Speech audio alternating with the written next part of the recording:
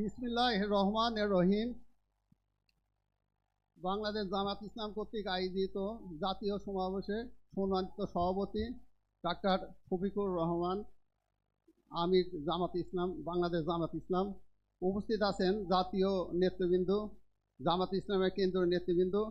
উপস্থিত আছেন বাংলাদেশ বিভিন্ন জেলা উপজেলা থেকে আগত উলামায়ে কিরামগণ, সাংবাদিক ভাইরা, আসসালামু আলাইকুম।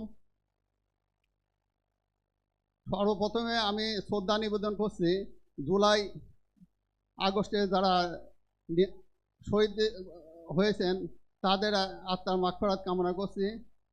তার পূর্বে বিগত 15 বছরে যে সমস্ত ফেসিবাদ সরকারের আন্দোলনে নিহত হয়েছে তাদের আত্মার মাগফিরাত কামনা করছি।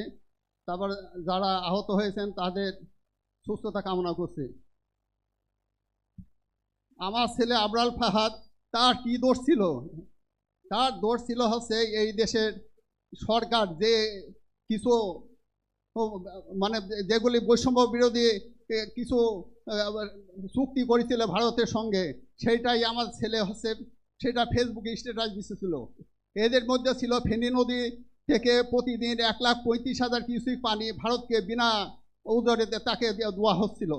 সেটা গোপনে হয়তো এই চুক্তিটা করেছিল, সেইটাই এই ফেসবুকে দিছিল।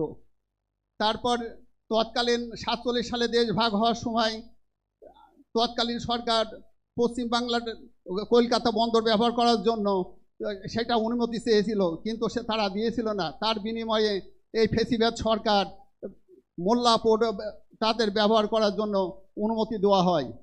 তাছাড়া আমাদের দেশে মাছ আমরা পাই না, ইলিশ মাছ পাই না, সেই ইলিশ মাছ অল্প দামে তাকে ভারত থেকে দেওয়া হতো। এইভাবে বৈষম্য বিরোধী যেগুলি চুক্তি ছিল সেইগুলি নিয়ে দেশের পক্ষে কথা বলার জন্য তাকে নির্মমভাবে 2019 সালে 6 অক্টোবর দিবাগত রাতে তাকে নির্যাতন করে তাকে হত্যা করা হয়। এইটাই কি ছিল তার দোষ? দেশের পক্ষে একজন কথা বললে তাকে হত্যা করতে হবে, এবং তাকে হলে এভাবে হত্যা করে তাকে বিভিন্ন অজুহাতে তাকে বিভিন্ন অপবাদ দেওয়া হয়। আপনারা জানেন যে ভবিষ্যতে আমি আপনাদের এখানে জাতীয় নেতৃবৃন্দ আছে, আমরা আপনাদের কাছে আমার ছেলের হত্যার বিচার এখনও পাইনি। 6 বছর পার হচ্ছে, কিন্তু এখন আমরা বিচার পাইনি। আমরা যেন অতি তাড়াতাড়ি আমার ছেলের হত্যার বিচার চাই।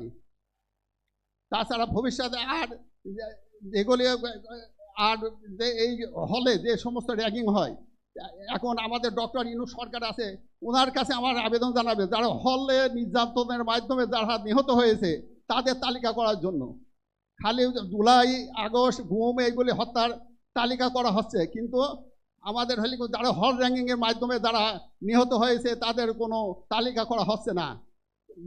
হ্যাঁ, বর্তমান সরকারকে আমরা আবেদন জানাই যেন একটা তালিকা তৈরি করা হয়, আর আমাদের দেশে একটা গণতান্ত্রিক সরকার যাতে প্রতিষ্ঠিত হয়, এমন শহীদের রক্ত যাতে ভবিষ্যতে বেতা না যায়, সেই আশাবাদ ব্যক্ত করে আমি আমার বক্তব্য শেষ করছি। আসসালামু আলাইকুম।